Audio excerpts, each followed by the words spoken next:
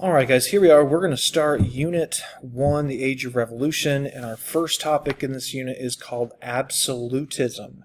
Absolutism. So let's get into our study. So our goal here in this lesson is that you should be able to describe the people, the ideas, and the events of the age of absolutism. So let's begin with our first main idea. Absolute monarchs believe that God gave them total power over their countries. So let's try to dig into what that actually means, what that looks like, and how it affected history. So let's first define what an absolute monarch is. A monarch is a king or a queen. Okay, king or queen. And an absolute monarch is a king or queen who has total power over their country. Okay, unquestioned, unlimited power over their country. They don't have to consult with anybody else when they make decisions. They don't have to consult nobles. They don't have to consult commoners, a parliament, or anything like that.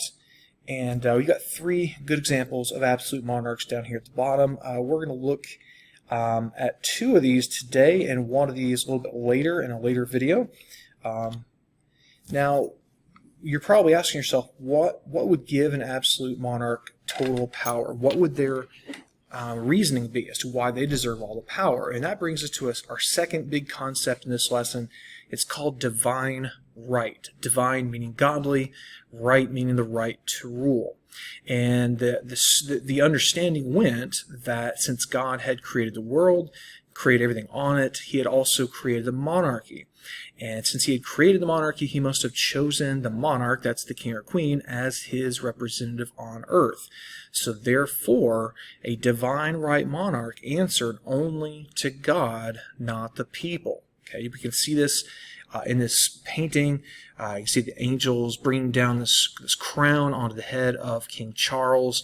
That's a good example of what divine right is, the idea that God gave the king the right to rule over his people. So what we're going to do, now that we know what an absolute monarch is and we know what divine right is, we need to look at a couple of examples, historical examples of this concept. And the first is a guy from Spain named Philip II. Philip II. Here is Philip II's palace. It's called El Escorial. You can still see it in Spain today. It is massive. You can see it's a sprawling complex. It has offices. It has its own church, its own cathedral, in other words, built in. It has this beautiful library. It is a massive, massive place. And that is part of being an absolute monarch. You want to have this giant palace to project your power and wealth so that people, when they see it, they know that you are in charge. They know that God gave you that power. Alright, so that was Philip II of Spain. Now we're going to look at our next absolute monarch. His name is Peter the Great of Russia. And our main idea number 2 is that Peter the Great modernized Russia through westernization. So let's get into that topic, figure out what that's all about. A little bit of background on Peter the Great. So Peter the Great began his rule over Russia actually as kind of a co-ruler. He and his brother both ruled Russia together. His brother later died, and that left Peter the Great to be in charge of Russia. And Peter the Great's an interesting figure for a lot of reasons. For one, just his physical presence. The guy we think was probably about 6'6", which for that time period would have made him an absolute giant. He was a very curious individual, very ambitious, driven individual. He was fascinated by foreigners, by their interesting technologies and ideas that Russia didn't have yet. And in 1697, as emperor of Russia, he went on a journey. He called it his Grand Embassy. And he took a tour along all across Western Europe. He visited places like France and England, the Netherlands, and he went there not just to make alliances and contacts, but also just to learn from the Western world, because Western Europe was far more advanced than Russia, which is in Eastern Europe at this time. Famously, while he was in what we call the Netherlands today, Peter the Great worked sort of undercover, incognito, under an alias, in other words, as a shipwright. That's a person who makes ships. That way he could learn how these big trade vessels were built, because he wanted Russia to become a merchant power, but also a military power, naval power. He wanted Russia to have this great big navy to project its power across Europe. So let's look at some of Peter's reforms, because the key with Peter is his westernization campaign. We need to figure out what that even is. Now, the western part of westernization refers to the fact that Peter saw Western Europe as sort of his model, as something to be imitated, something that Eastern Europe, including Russia, of course, that he rules, could use to get ahead, because Western Europe was the most technologically advanced part of the world at the time. So he brings back all kinds of reforms and ideas he puts on Russia. Again, collectively, we call these westernization. Couple of things we can mention about this as far as specific reforms. He's going to greatly reduce the power of the boyars. The boyars are the Russian nobles. And instead, he's going to go kind of to the lower and middle class and put people in positions of power who he knows that they will be loyal to him, because he's how they got ahead. He's going to modernize the military of Russia. He's going to start a newspaper. In fact, the legend is that he even edited the first edition himself. And he also is going to insist that Russian nobles, and all Russians really, adopt Western fashions. So the old tradition of nobles wearing these big bushy beards, Peter's going to undo that. You can see him literally with the scissors there about to cut the beard of the nobleman.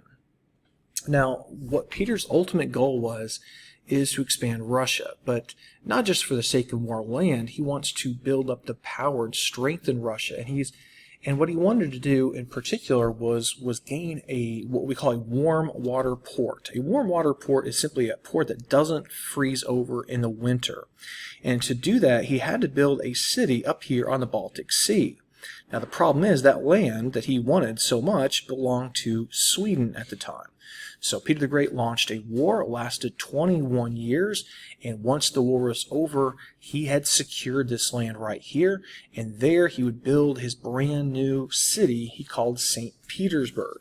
And for him, St. Petersburg would be the gleaming new capital of Russia. It would be modern, it would be fancy, it would have canals and beautiful palaces, and it would be his window on Europe, his window on the West. This would allow Russia and Western Europe then to trade along these routes here that would not freeze over, except for on just, catastrophic winters. And there's Peter the Great staring out over the Baltic Sea, where he wants to build this capital city, and there's St. Petersburg finally finished. You can see all the canals there. Peter really envisioned this city working as a city on canals, on water. You would not take carriages across the city. You would actually take a little bit of a boat. In fact, for many years, bridges were banned across St. Petersburg because he wanted to encourage people to use boats. And there's Peter checking out the blueprint for the city. There's St. Petersburg today. Beautiful palace, fountains. There's a Peter the Great statue. It's very famous. All right, our final absolute monarch of our lesson today is Louis XIV. That's Louis XIV. X means 1, V means 5. You take the 1 off the 5, that's 14. So we know Louis XIV better as the Sun King. He really is the absolute definition of an absolute monarch. If you were to look up absolute monarchy in a dictionary or encyclopedia, you would probably see his picture there. A little bit of background on Louis XIV. He takes over France at the young age of 5 years old, which seems like a very young age to be a king, but he took over. And while he was a young man, there was a rebellion in France. And in this rebellion, Louis was not overthrown, but there certainly were protests and chaos and instability in the country. And it really left a mark on young Louis, that to prevent that sort of thing from happening again and to prevent him from being overthrown, he had to be a tough, absolute ruler, someone who was always in 100% control of France. So let's get into why Louis is called the Sun King. Louis is not called the Sun King because he was bright. Rather, it has to do with the sun itself. Think about the sun. Everything in the solar system revolves around the sun. It is the center of everything. And that's what Louis saw himself as for France, as the sun. Everything in France would revolve around him. His famous quote really speaks to that. His quote is, "L'État c'est moi." L'État c'est moi is French for I am the state. Okay, I am France, in other words, is what he's saying. And there's Louis all decked out in his fancy outfit and wearing armor and a sword and big wig, and he's a pretty fancy guy. Now, as leader of France, he's going to build up the army. He's going to have the biggest army in Europe, and he's going to use that army to expand the borders of France. Now, when we were looking at Philip II a couple moments ago, we look at his castle, El Escorial, and Louis is not going to be outdone. Louis is going to build the palace of palaces. We call it Versailles.